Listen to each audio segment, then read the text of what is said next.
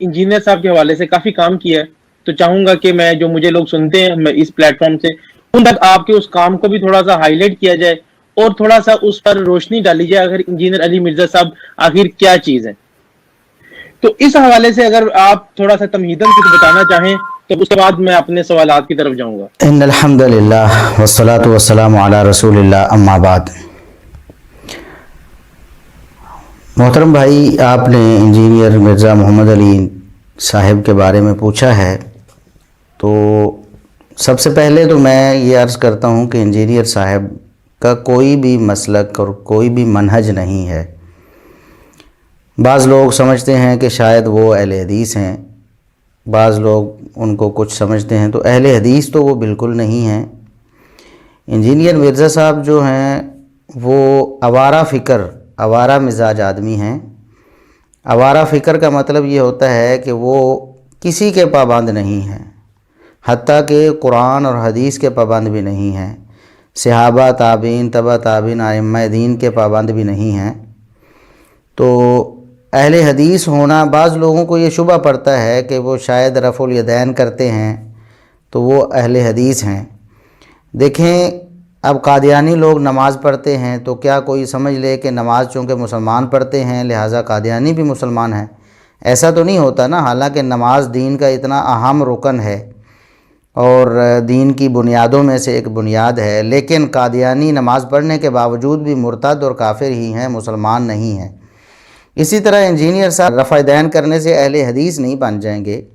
रफ़ा then करना ये नमाज का एक हिस्सा है। हम समझते हैं कि नबी करीम सल्लल्लाहु अलैहि वसल्लम का मसनून तरीक़ा नमाज रफ़ा दैन के साथ ही था, लेकिन सिर्फ़ रफ़ा दैन करने से वो अहले हदीस नहीं बन सकते। अहले हदीस एक मनहज और फ़िक्र का नाम है जो कि कुरान और सुन्नत पर मबनी है, और कुरान और सुन्नत के साथ साथ कुरान और सुन्नत का वही माना और मफ़हूम अख़ज़ करना ज़रूरी है जो सलफ़ सालिहीन ने, यानी सहाबा ताबीन तबा ताबीन और आइम्मा दीन ने इत्तेफ़ाक़ी और इजमाई तौर पर अख़ज़ किया।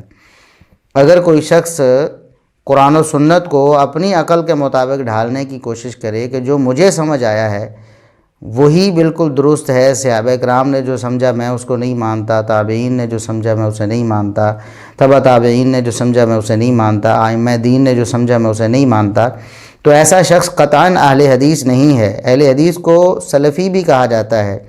सलफ़ी की निस्बत यही बताती है कि ये अपने असलाफ़ के पाबंद हैं किताब व सुन्नत को समझने में। दलील किताब व सुन्नत ही है, लेकिन किताब व सुन्नत को उसी तरह समझा जाएगा जिस तरह सहाबा किराम ने समझ लिया। ऐसा नहीं है कि किताब व सुन्नत नाजिल हुए लेकिन उनको समझा नहीं गया। आज 1400 साल बाद किसी बंदे ने अपनी अकल से उन्हें समझना है और जो उसे समझ आए उसके मुताबिक उसने अमल करना है।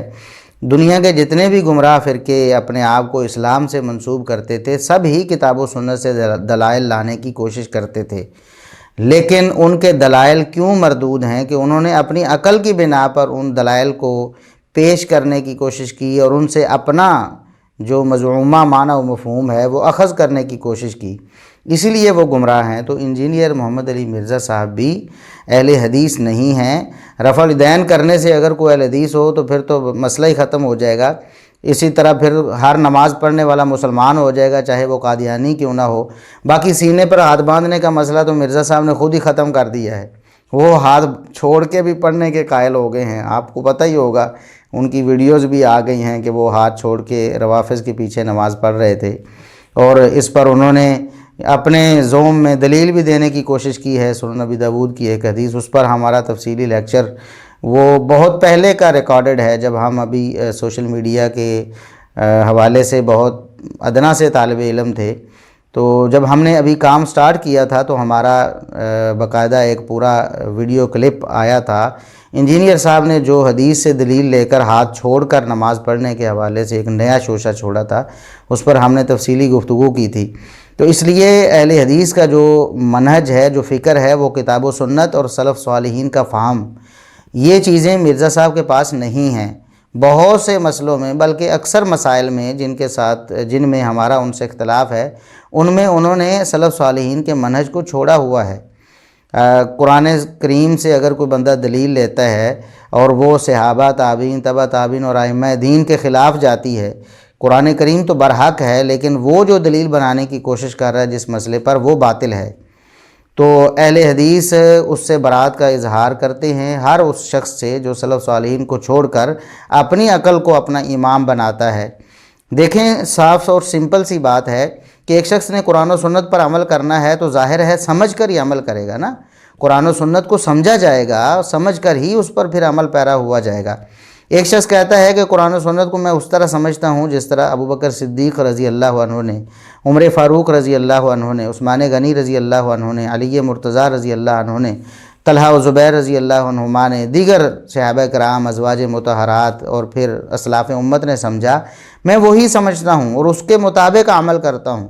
اور دوسرا شخص ہے وہ کہتا ہے کہ نہیں، میں ان سب کو بائی پاس کرتا ہوں، جو میری عقل میں آتا ہے میں وہ سمجھتا ہوں۔ اب ظاہر ہے کہ سمجھا تو دونوں نے ہے، ایک نے صحابہ، تابعین، تبع تابعین اور ائمہ دین کی سمجھ کے مطابق سمجھا ہے، اور دوسرے نے اپنی سمجھ کے مطابق سمجھا ہے۔ اگر کوئی شخص یہ کہتا ہے کہ صحابہ کا سمجھنا معتبر نہیں ہے تو اس کا اپنا سمجھنا کیسے معتبر ہو جائے گا؟ تو اس لیے یہ منہج اور مسلک اہل حدیث ہے جو میں نے اختصار کے ساتھ آپ کے سامنے رکھ دیا۔ مرزا صاحب اس کے بالکل بھی پابند نہیں، کبھی انہوں نے پابندی نہیں کی، بالکل اپنے آپ کو آوارہ فکر ثابت کرتے ہیں۔ وہ کہتے ہیں میں کسی کا پابند نہیں ہوں۔ یہی گمراہی ایسے ہی شروع ہوتی ہے اور پھر آگے بڑھتی چلی جاتی ہے، کیونکہ آپ نے تو سمجھ رہے ہیں کہ آپ خود سر ہیں، آپ جو سمجھیں گے، جو آپ کی عقل میں آئے گا، شیطان آپ کے دماغ میں جو ڈالے گا، آپ کے دل میں جو وسوسہ ڈالے گا، اسے آپ سمجھ لیں گے کہ یہی قرآن و سنت کا مستفاد ہے۔ آپ دیکھیں کہ جتنے بھی گمراہ جہمیہ تھے، معتزلہ تھے، اشاعرہ تھے، اس سے روافظ ہیں، سارے کے سارے قرآن و سنت کی نصوص کو تروڑ مروڑ کر اپنے موقف کو ثابت کرنے کی کوشش کرتے ہیں۔ یہی کام انجینئر صاحب کرتے ہیں، اور بعض لوگ جو ہیں جو تحقیق کے میدان میں ابھی بچے ہوتے ہیں، وہ سمجھ لیتے ہیں کہ شاید دیکھیں جی وہ تو حوالہ دے رہے ہیں انجینئر صاحب، حدیث کا نمبر بتا رہے ہیں۔ بھئی حدیث کا نمبر بتانا ہے، قادیانیوں کے پاس اگر آپ جائیں نا، کو قادیانیوں کا ہر بچہ، جوان اور بوڑھا آپ کو مرزا غلام محمد قادیانی جھوٹے مدعی نبوت پر قرآن کریم کی 10 آیتوں سے دلیل پیش کرنے کی کوشش کرے گا۔ 10 آیتیں، ان کے سورت نمبر، آیت نمبر آپ کو آیت پڑھ کر سنائے گا اور اس کا ترجمہ کرے گا۔ تو کیا ہم مان لیں کہ قرآن کریم کی آیات پیش کی ہیں تو لہٰذا نعوذ باللہ مرزا دجال جو ہے وہ سچا ہو جائے گا؟ قرآن پر حق ہے، لیکن ان قادیانیوں کا قرآن کریم کو بطور دلیل پیش کرنا باطل ہے۔ اسی طرح روافظ جو ہیں صحیح بخاری و مسلم سے ایسی احادیث پیش کرنے کی کوشش کرتے ہیں جن سے وہ نعوذ باللہ ابو بکر و عمر رضی اللہ عنہما اور سیدنا عثمان رضی اللہ عنہ کو نعوذ باللہ ظالم، غاصب اور جابر ثابت کرنے کی کوشش کرتے ہیں۔ ہم کہتے ہیں بخاری و مسلم کی احادیث بالکل برحق ہیں، لیکن جو بات انہوں نے ثابت کرنے کی کوشش کی ہے وہ بالکل باطل ہے، کیونکہ ایسا نہیں ہے۔ تو یہ بات ہم لوگوں کو سمجھانا چاہتے ہیں، اور ہم وقتاً فوقتاً اس بات کا اظہار کرتے رہتے ہیں کہ صرف دلیل دے دینا کسی کا یہ کوئی بڑی بات نہیں ہے۔ اپنی دلیل کو اپنے موقف پر ثابت کرنا یہ اصل بات ہے، اور وہ مرزا صاحب نہیں کر سکے۔ الحمدللہ ہمارے سینکڑوں ویڈیو کلپس مرزا صاحب کے رد میں موجود ہیں، سارے کے سارے الحمدللہ قرآن و سنت کے دلائل سے مزین ہیں، اور آج تک ایک بھی کسی دلیل کا جواب مرزا صاحب نہیں دے سکے ہیں۔